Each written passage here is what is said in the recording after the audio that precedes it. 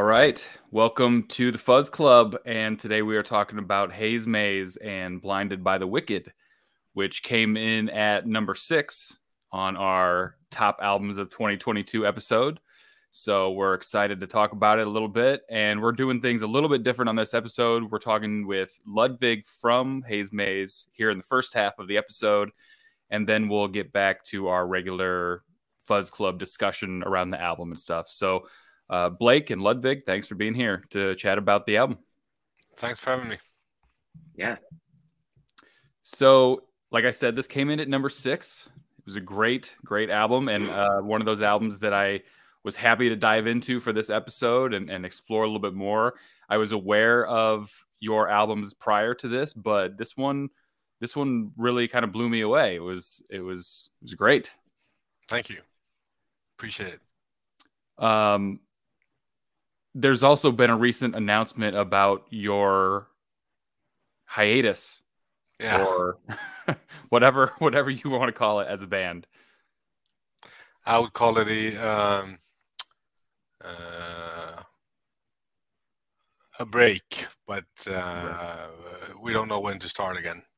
So we're at different points in our life at the moment, and we need to just take a step back and focus on what's really important. Sure. Yeah, there's nothing wrong with that. When you were going in to record this album, were you aware of that break coming up going into it, or was that something that came out later? No, that was later. Okay. Much later. So yeah.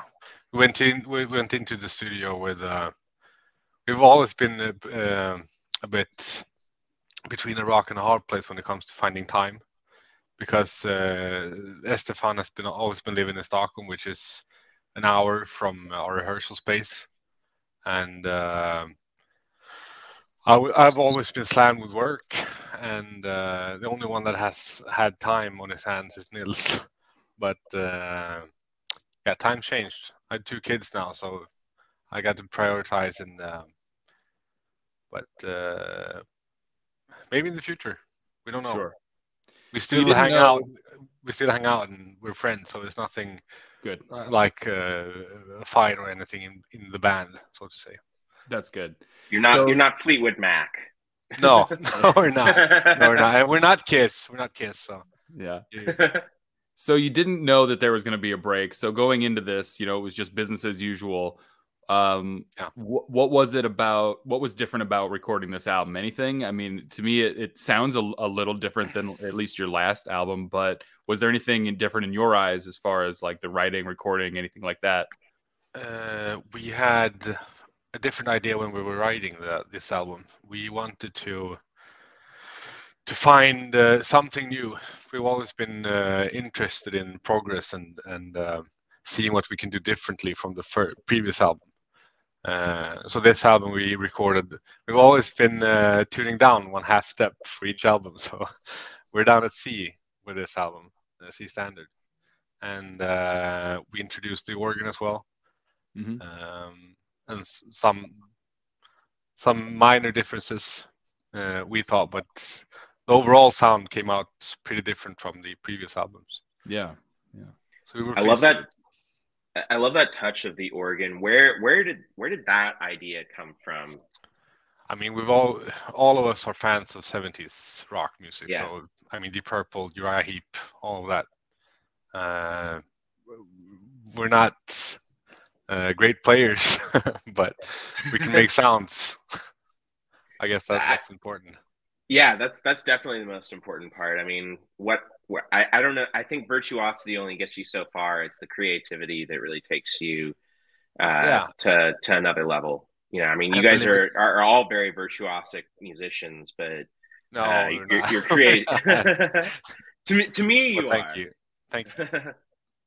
I felt like it was subtle enough to really add like a nice layer to the music, where it wasn't like this overwhelming, like weird new instrument being introduced or anything. It was just like this like nice layer added, and I appreciate that. I'm not always a fan of some of that stuff, like keys and organs and that kind of stuff, and I felt like the amount of it used and how it was used and stuff was like, it was perfect for me.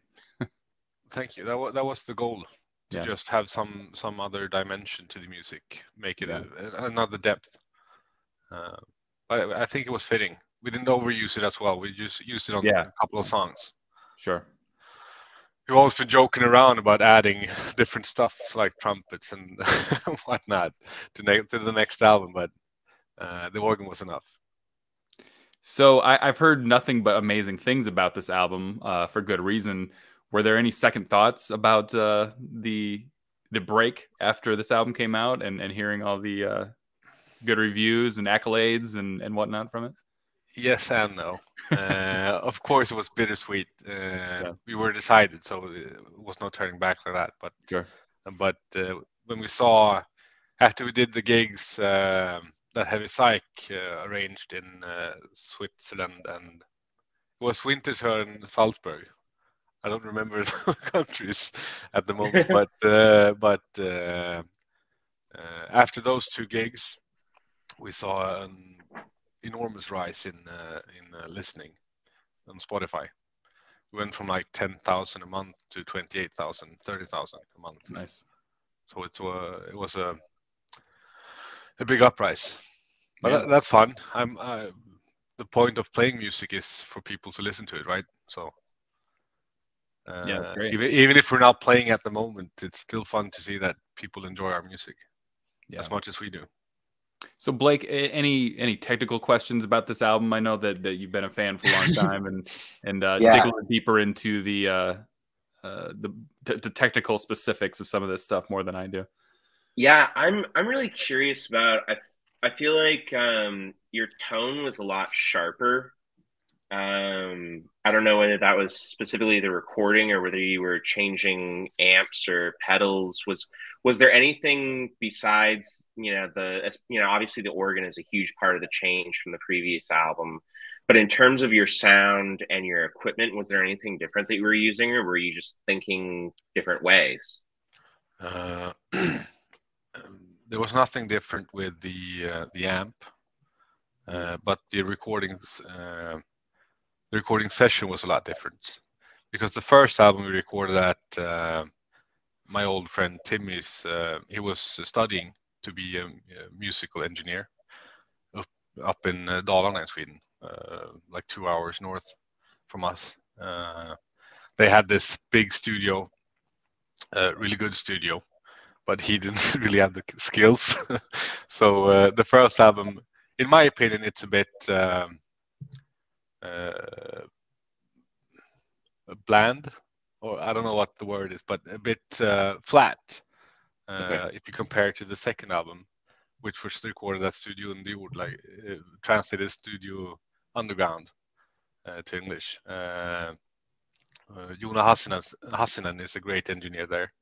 That was the second album, and the third album was recorded just like 10 meters from our rehearsal space, again with Timmy, but he's evolved as an engineer, and he has this home studio. So it's a home studio segment, and the amp was recorded in the hallway outside of the studio. So we had this big long hallway, so a huge sound for the amp, and cranked, of course. So I think that was the difference. The amp was working a lot better, more volume, and a bigger space. I think the hallway actually made the reverb a bit better, like the room ambience. I was wondering whether that was added reverb that was put in post-production, or whether that was based off of the way that you recorded it. We don't put any effects post-production. It's all it's all as we hear it. Yeah. That's awesome. Yeah, very cool. And then I was really curious, because I know you and I have talked a little bit about some of the lyrical themes for this album. I think they're really fascinating, and I know that it would be really cool to kind of get a little bit more idea about kind of what this album is about, how it was written, things like that. Yeah, sure. The overall theme of the album is about cult and cult leaders. The first album, if I get some backstory, the first album was a mismatch of lyrics about mental illness and drug use and whatnot. But the second album, we wanted to have like a red line to follow, and we settled on writing about serial killers because that was an interesting topic, an abundance of information to use as well. So we wanted to continue that thread with the third album of having like a theme to write about. So we settled on cult and cult leaders. So it's about different aspects and basically like a storytelling. I like storytelling, and I write the lyrics, so I get to decide myself. But I haven't had any. They've had some input on wordings and such, and actually the chorus on Malevolent Invigilator is Stefan's work. Oh, awesome. I made it fit to the music, but there was minor changes. He had the lyrical idea for it, and then I sharpened it. Okay. Have you enjoyed writing about one thing over the other, whether it's the cults or serial killers, or do you have a? No, I think it's enjoyable for the most part. It's fun, not fun topics. Don't get me wrong, but it's interesting topics. Yeah. Yeah, I'm a believer of that. Like creativity sometimes is a little bit better when you put some restraints on it. I mean, if it's just like free for all and you can write about anything, you know, I feel like your creativity stalls a little bit when you put it in a box and you go, we have to write about this. You know, it actually lets you kind of be a little bit more creative with that space. And I like that idea of like picking a topic, writing a theme, you know, throughout the album and stuff. That's cool. Couldn't agree more. Yeah. Yeah, there's a general kind of darker theme. Is there something about that comes from, you know, like listening to a lot of darker music? You know, I know you love, you know, obviously you love some Sabbath. But, you know, what kind of attracts you to that as a lyrical theme? I would say that's the music. We write songs first and then lyrics after. So we had the whole album laid out in music, but I think the lyrics were written like a week prior to recording. I always tend to shove things in front of me and do it the last minute. But I think I usually go into a song and then I listen to it and I get the feel of the song. And just pair it with something that comes to mind, and then go from that. So in this case, I'd read about different cults and like the main topic of the cult, so to say, and then I listen to a song and see if it fits and what I could do with it, and then go from there. That's really cool. Anything interesting from your cult research that you found? Lots. I mean, listen to the album. It's such bizarre people. Yeah, and what they can do for the leaders. Yeah, for instance, it's pretty fascinating. Yeah, watching all the documentaries on Netflix and stuff of like different cults and stuff that have happened, or reading books about it and stuff is it's always fascinating. It is. I mean, like Divine Harlotry. It's about what's the cult's name? I think the cult leader was David Berg. The Branch Davidians, right? No. Wait, 2 seconds. He was using girls to lure in new followers. He called it fishing. So flirty fishing. It's let's see here. Shit. I've listened to multiple podcasts about them. Yeah, I can't. It's not Heaven's. Is it Heaven's Gate? No, Heaven's Gate is. That was the Nike Nikes, the Kool-Aid, and all that kind of stuff. Yeah, I wrote about that too. That was fascinating too. Strange people. Yeah, that's. What is it that you think in terms of some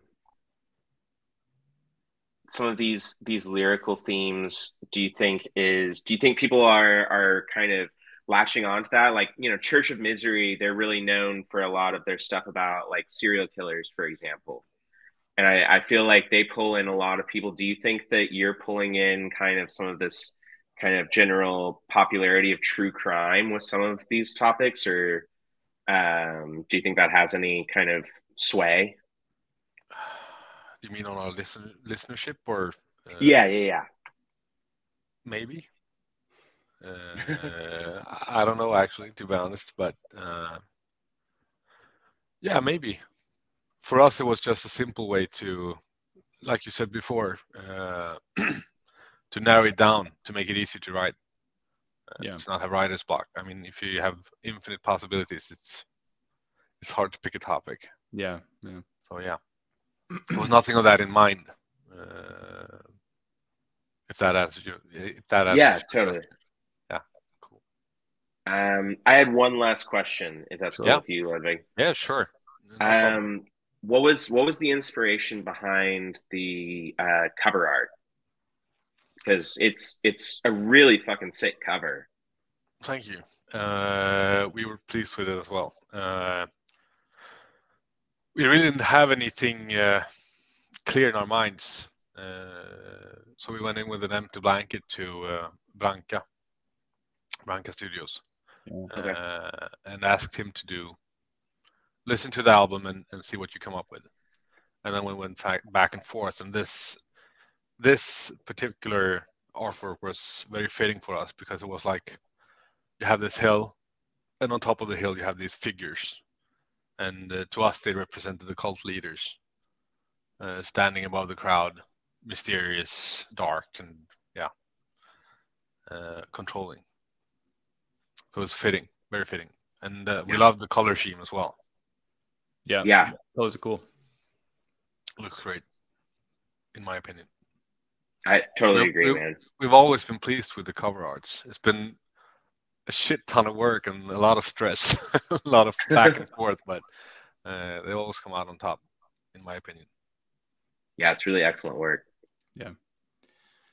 So what do you think is next for you, or anyone in the band for that matter? Or what can you tell us, or what do you know at this point, now that there's an indefinite break for Hazemaze?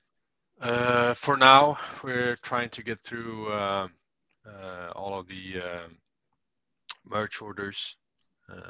We've been struggling a bit with that, making it as efficient as possible. Sure. And after that, we'll just keep on hanging out. We see each other like every other month, eat some good food, drink some beers, talk shit about each other. Cool. Yeah, we try to keep it up like very, very loose, and because after the recording the third album, we felt like we hit a stop in the creativity. Interesting. It wasn't that fun to write anymore. So I think this break will give us the space and the room to just fuel up. No, I've been having some ideas going back and forth to work. Music pops up in my head, so it seems to be working.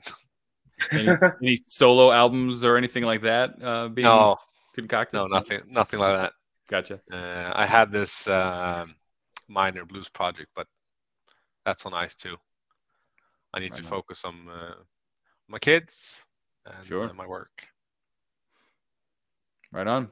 Well, but I have a guitar here, so I'm not done playing yet. Yeah, well, that's good. It's a hell of a way to go out if this is the album before. Yeah, go out on top. Yeah. Anything else, Blake, Ludvig? Anything else that you want to tell us about or plug or anything like that before we go? Nothing from me. Thank you for having me. Yeah, thanks for coming on, man. This has been really cool. Yeah, really appreciate it. Great album. Everyone go check it out. And if you want to hear us talk about it, we're going to put that part after this one. And great work. Thanks for joining us. Thank you so much. Thanks, man. All right. We're kicking off the discussion portion of this episode on Hazemaze, Blinded by the Wicked. We can go around and do some introductions, and we'll get rolling. Kris from Stay Dead, you want to lead us off? What's up, guys? I think I might be frozen, but that's okay. That's all right. Kris here from Stay Dead. Have one that's frozen. Like. Hey, we have a thing with people freezing around here, man. I think it's all the weed. Hey, I'm good with that. That's cool. Yeah, I play guitars for Stay Dead, and music's my thing. Right on. Pat? I'm Pat from Monster Riff. Blake? Blake from Aiwass. Paul? What's up, dude? The Cosmic motherfucking Peddler. Aawks. I'm Randy. And I'm Christ. There we go. That's a good way to keep everyone separate. We have Christ, Almighty, and Kris. So Yeah. All right. Blinded by the Wicked.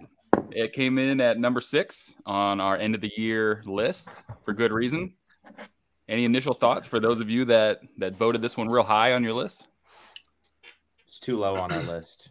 I thought that you might say that. I think that number 5 was like Valley of the Sun, right? And I was like, I bet he wanted Hazemaze above that at least. Hey, nothing against Valley of the Sun. Like I do genuinely really enjoy that Valley of the Sun album. Blake likes the heavy stuff, man. I could tell. Blake likes his music real heavy. Yeah, if it can get heavier, it's always good. Yeah, for me. Yeah, I can tell. But no, I mean, literally nothing against Valley of the Sun. Like Right. I do think Valley of the Sun was one of the 10 best albums of the year. That's Where did you put this undisputed. one? Where did you put Hazemaze on your list? I believe I had it at number 4 or 5. So it's pretty close, but I thought this was, as we kind of talked about with Ludvig last night, if Hazemaze is done, this was a hell of a way to go out. Yeah. This is, in my opinion, one of the better albums in a while, and I think people are going to be listening to this for quite a few years. I agree. I think the heavy Sabbathian rock. Yeah, they're one of those bands that when they say they're Sabbathian, I actually understand it for once. Right, Sometimes there's those bands where I go, "Are you?" I don't know. And this one, I was like, "Yeah." But with them, it makes perfect sense. Like you hear it, it's like it's fucking definitely Sabbathian rock. Yeah. But at the same time, like I don't consider them to be a band that's just trying to play Black Sabbath covers put in a different tuning. Man, by no like means. they just have a heavy Sabbath. Yes, exactly. Their own very heavy style, Sabbath but influence. you can feel the. I don't know. There's a thing with Sabbath style rock, and you kind of get that feeling with them. Yeah. I also hear a pretty huge Alice in Chains vibe going on. I don't know if you guys agree or not, but I didn't think that, but that's interesting. Yeah, I'll have to listen for it next time. That didn't come to mind when I was listening to it, but yeah. It really stands out for me in the guitar solo tones when he uses wah pedal. Man, like that, I love Alice in Chains, and I'm a huge fan of Dirt especially, but all of Alice in Chains stuff. But to me, like they're right at the breakwater between Sabbath and Alice in Chains, and in the best possible way. Yeah, I think right off the bat, like that first song even almost had like an Orange Goblin kind of feel to it. That's what made me. I was like, where are these guys from? So I went and checked it out, and I was like, oh my god, another amazing band from Sweden. Why does Sweden pump out so much good music? Oh my god, that opening riff for the record is incredible. Yeah, I one time asked Ludvig, this was several months ago, he and I have been friends for a while, and I was like, is there something in the fucking water in Sweden that is, leading you guys to just all apparently be incredible, heavy musicians? And he was like, no, it's the isolation and the cold. Yeah, that'll do it. Yeah. Makes sense, man. That's why all those great albums came out after the pandemic. Yeah. True. Isolation, man. I appreciated the segment that Ryan and Blake, the one that you did with him, because there was like stuff that I'd missed that I wasn't aware of, like the cult and serial killer influence there. And I was like, oh great, like I didn't read the lyrics yet, I'll go read the lyrics, and I couldn't find them, and I was super bummed. But I love that as a theme, and it's super fitting sonically for what's going on in the instruments here. Yeah, I couldn't find them either. I was hoping they would be just readily available on Bandcamp, but they weren't. But after he said that, I was like, I need to go back and like listen to like this serial killer theme throughout this album, which is pretty cool. Thanks to the Cosmic Peddler, I have the vinyl, so I can go grab it and get the lyric sheet if you guys want me to. But yeah, that's there you go. That would be super cool. I went through the same problem. I really wanted to know what the lyrics were because they're just cloaked enough where you can't really make out all the words. I find, not in a bad way or anything. But I would love to know what the words are. Everybody go head to Cosmic Peddler and pick up a copy. Pick up your copy today, man. I'll give you a discount. Discount code to follow. Yeah. I do have all the cassette tapes, man, and I still do have because I made their cassette tape of this album, and I actually made all their cassette tapes. I redid them all in a box set. I think I might have one box set left. I don't know. But I still have a bunch of cassette tapes if anybody's interested. Cool. That's a decent segue. How does this compare to some of their other albums? To me, it sounded a lot different, although I don't know their older material super well. How does this compare for people that have been longtime Hazemaze fans? Mm-hmm. The production is phenomenal, in my opinion. I think, so for me, like I often put all their albums into one playlist and then I just hit shuffle. Mm-hmm. Just, stuff comes through. So I don't really know, but if I wouldn't really be able to say like, specifically, but I know the earlier stuff doesn't quite have the same fullness as this album to me. I really love the production though. I really dig. I don't know who did produce it. Their buddy. It was the same guy that produced the first album, produced this one. And Ludvig was kind of explaining that essentially they weren't the biggest fans of the first album sound because it sounded a little flat. But the same guy essentially got better, just like they got better. Right. That happens. And so they brought him. They brought him back in Jenston's or something. And so a lot of these recordings, like for example, the guitars, they recorded in a hallway where there's no effects and there's no after production effects put on the recording at all. Yeah, that was interesting. It's just natural acoustics. That's amazing, man, because the album sounds like there's a lot of like amazing effects on it, but not overproduced in any way. Like the production is really kind of natural sounding. Yeah, just like an older kind of classic rock album in some ways. Mm-hmm. I agree with that. It breathes like not an overproduced album would. Yeah, but it also doesn't sound like it was on a answering machine like early like Uncle Acid albums that are like super early, like just sound like they were real lo-fi production, and then the newer ones sound a little bit more polished and stuff. So I appreciate that they aimed for somewhere in the middle of that. I was really excited to be able to see them grow because I started off with them on Cursed Tongue, and really hated to see Cursed Tongue leave because that was such a great record label. But I was really excited when it came out on Cursed Tongue, and to see them grow through the 3 albums and then to end up on Heavy Psych, and then to produce this one, like the other guy said, much more fullness in this album. Where the first ones you could feel the rawness, but then you saw them mature to a more full album with the end one. Yeah, there's a definite progression from album 1 to album 2, and then from album 2 to album 3. Yeah, you saw it, dude. I was really shocked when they said they wasn't going to play no more. Did Ludvig talk at all about the types of guitars, pedals, amps, anything like that? Because man, like the guitar sound is really excellent on this album. So I can tell you a little bit about that.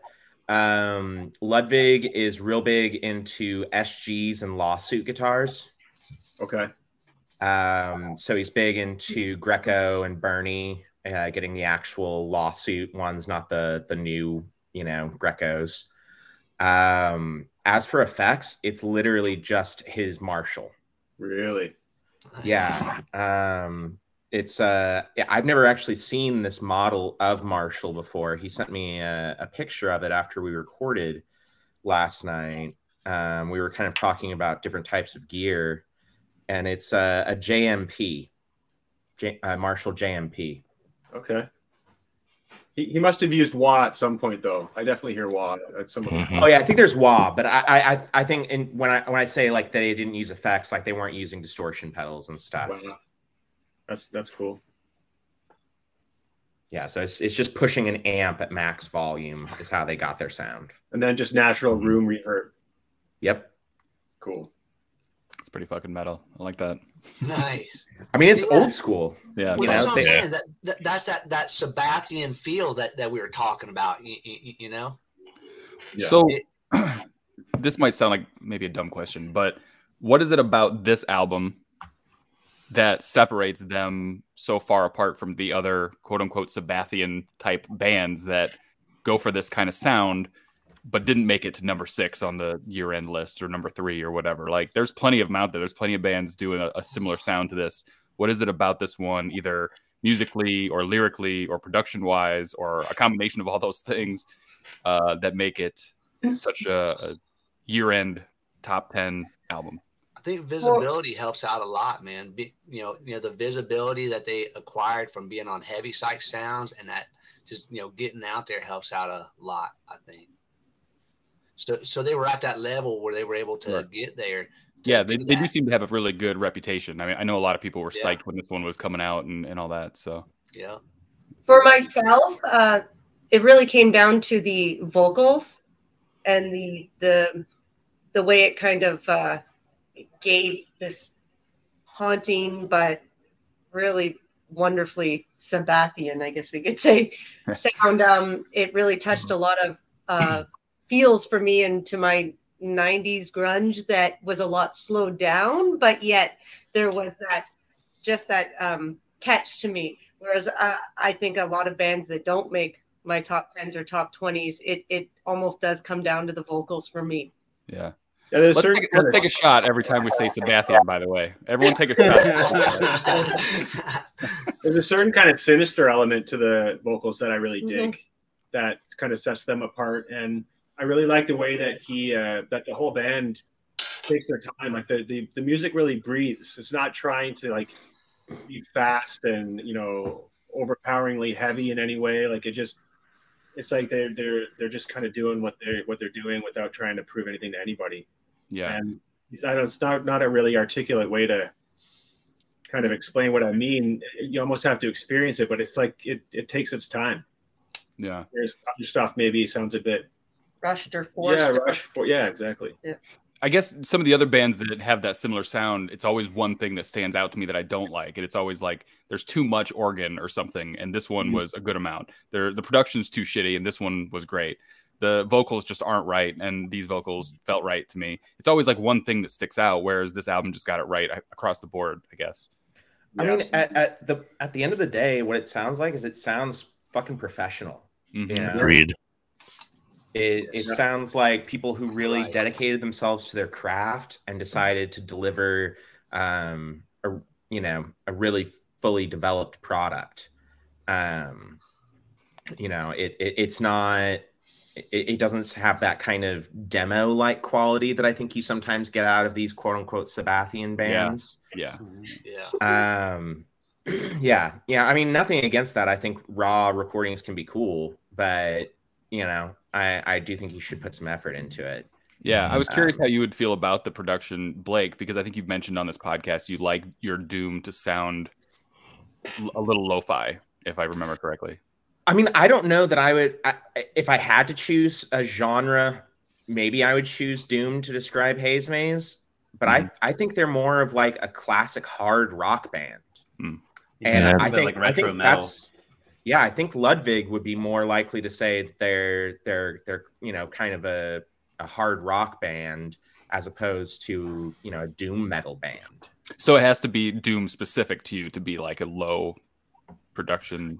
Not necessarily. I mean, it's one of the things that I do enjoy, but I also enjoy, you know, my 1990s Alice in Chains production that's about as polished as it gets.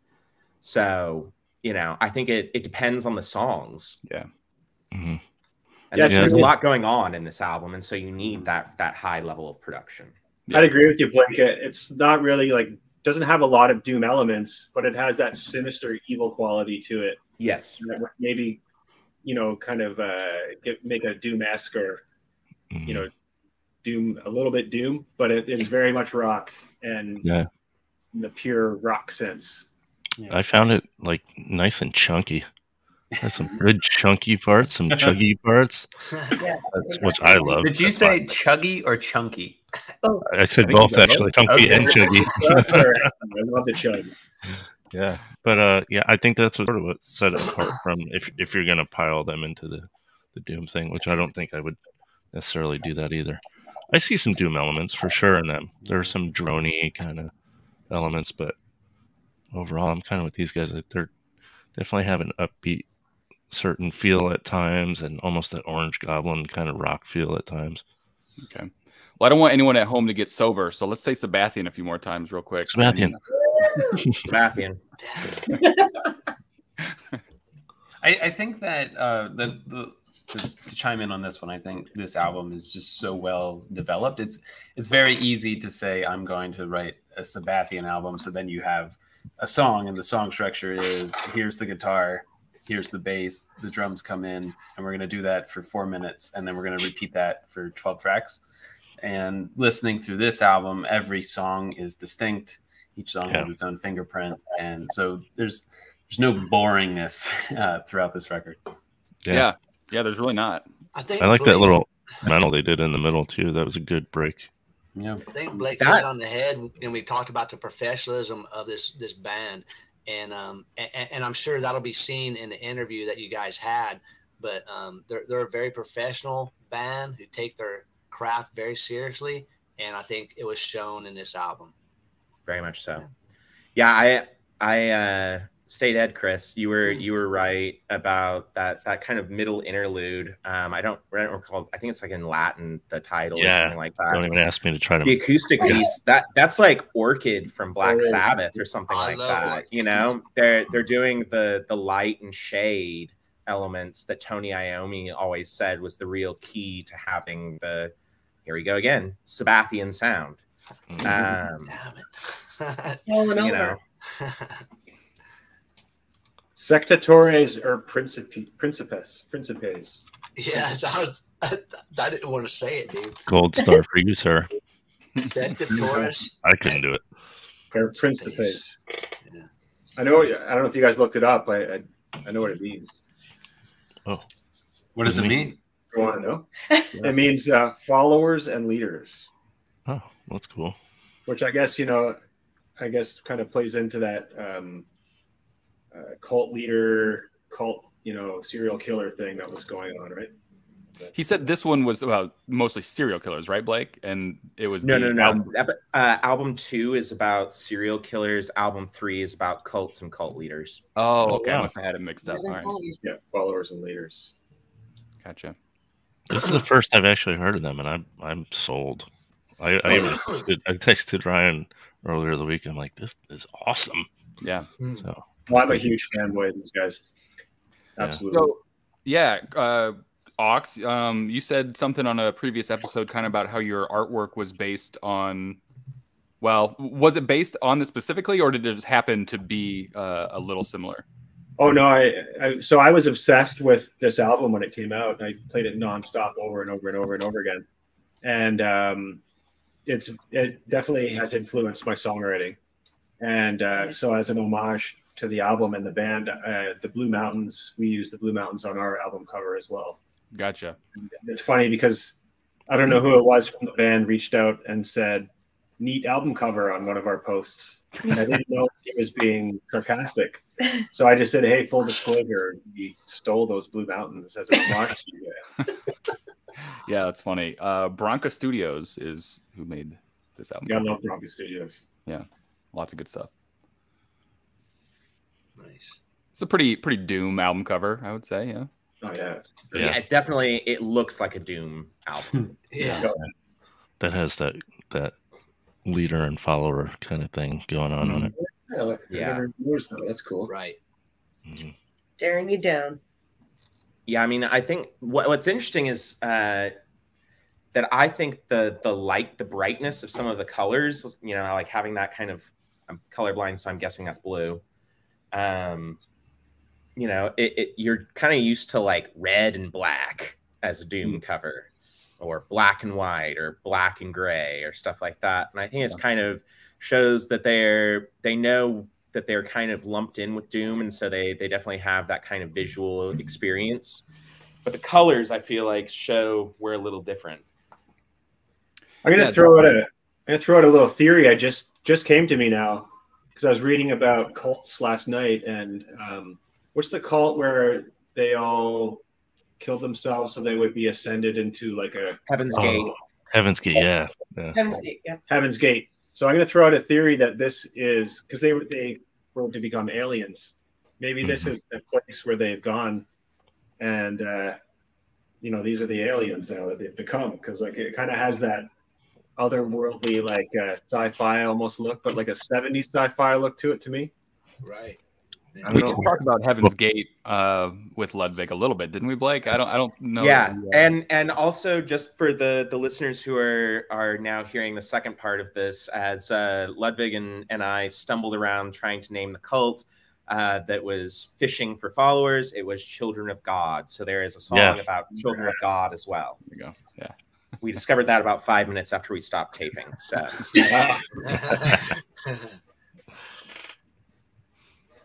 Yeah, I think it's an interesting approach. You know, and we kind of asked him this. I phrased the question pretty shittily, but love that word. By the way. Yeah, I love it too. I love all swear words. But whether kind of the rise of true crime and popularity, you know, whether they thought that had any effect on the popularity of the album, and he was pretty much like, I don't know. But you know, I do think it's kind of smart to talk about something that's culturally relevant. You know, you don't get a lot of that in Doom or the heavy underground per se. You know, I don't know how many people. Personal. I don't know how many people like figured this thread out, but in this album or any of their albums, that there's like a common theme across them. I mean, the lyrics aren't necessarily readily available, as we found out. I don't always listen to the lyrics closely, at least the first couple of times that I listened to an album. I had no idea this was about cults, so I don't know that most people would draw that conclusion without like that inside information. But like he said, it certainly makes writing easier, more enjoyable, you know, to have a focus on what you're writing about, not just having this broad spectrum of anything goes, you know, to find a focus and stick with it through each album. It's also a challenge too. It's not easy to write about a subject per se. Like, you know, having written many songs, writing something that is about something specific and making it work is a difficult thing to do. That's exactly where I was going to. Trying to focus on one subject for 50 minutes or something, you know, that's tough.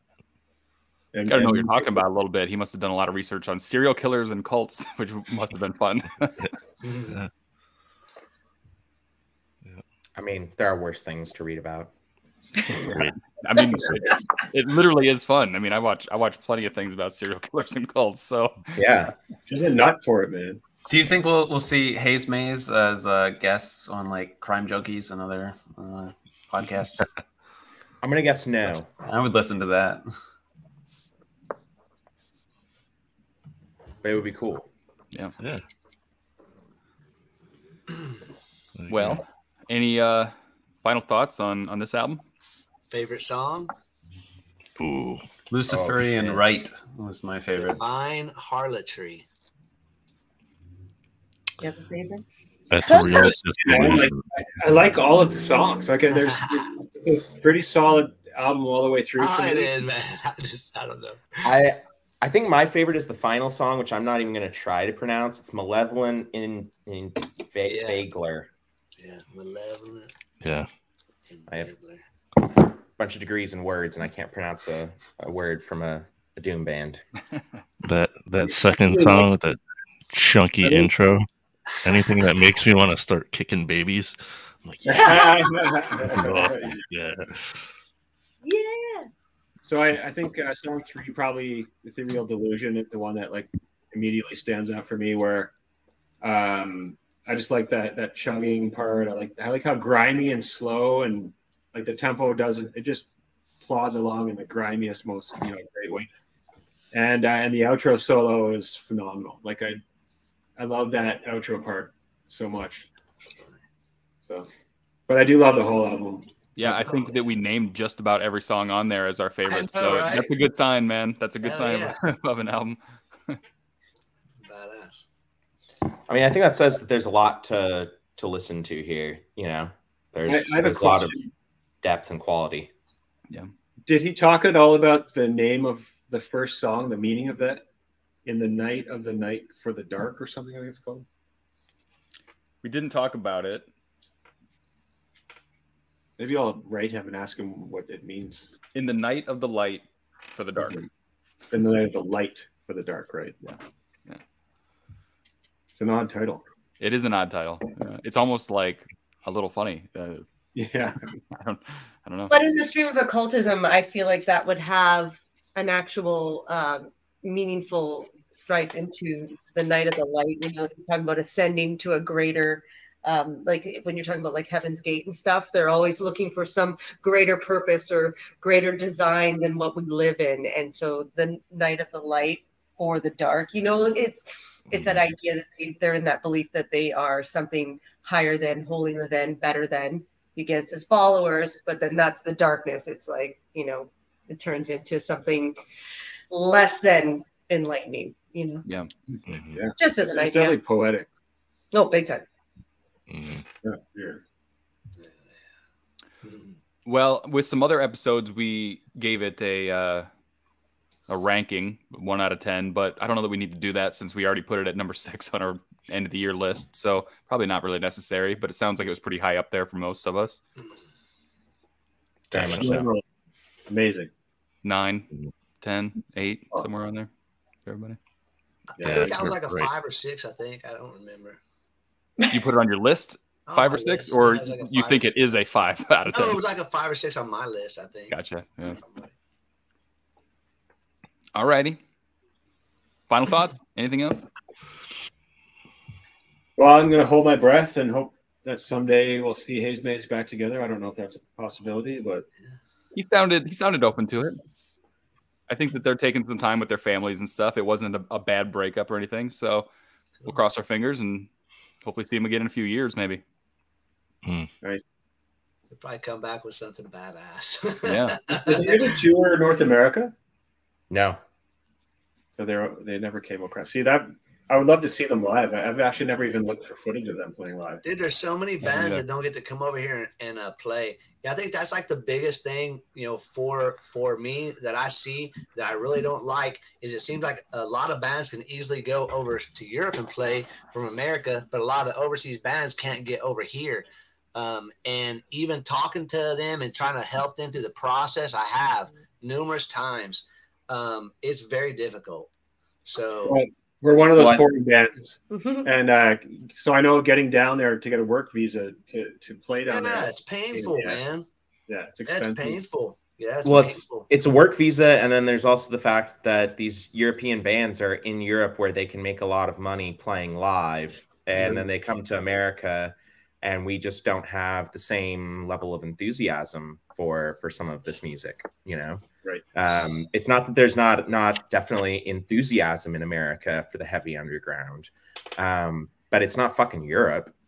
Yeah. I say we all move to Sweden. I'm sure the Swedes would love that. Yeah. Yep. I think they'll build a wall, keep the Americans out. Yes, we're Canadian. We're in. Right? Yeah, I've already touched on that. So what's next? Well, if that's it for Hazemaze, everybody, why don't you tell everybody what you're up to and want to plug anything, and we'll wrap this one up, and we'll talk about what we're doing next episode. Kris from Stay Dead, you want to lead us off on that? Yeah, we're finally getting ready to drop our next single, finally, next week or the week after. Just getting the final touches from Esben on it right now.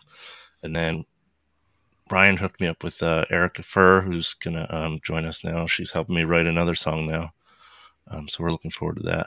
Awesome. And some other cool stuff. Yeah, we have an EP we're working on that'll be out hopefully by June-ish. I think it's just going to be a ton of collaborations with people. Yeah, it sounds like you got quite the lineup so far from what I've heard. So that's awesome. Yeah, cool. Pat? As always, new content every week on Monster Riff. Lately, have been working with a couple bands on single premieres. So by the time this comes out, I think we'll have 2 at the beginning of January. So come check out Monster Riff for some insights, perspectives, and opinions. And satire now. Thanks in large part to Ryan. Hilarious stuff. That's been fun. I do enjoy it. That's awesome. Thanks, guys. Yeah. Blake? Should have an announcement in the next week or 2 about the next album. I know I keep teasing that, but now things are kind of, the ball's really rolling. On Spotify, if you go to my profile, I have a playlist of songs that will kind of hint at some of what's to come. I called it Songs That Influence the Second Album. Really creative title. That makes sense. Yeah. You know, I'm a real wordsmith.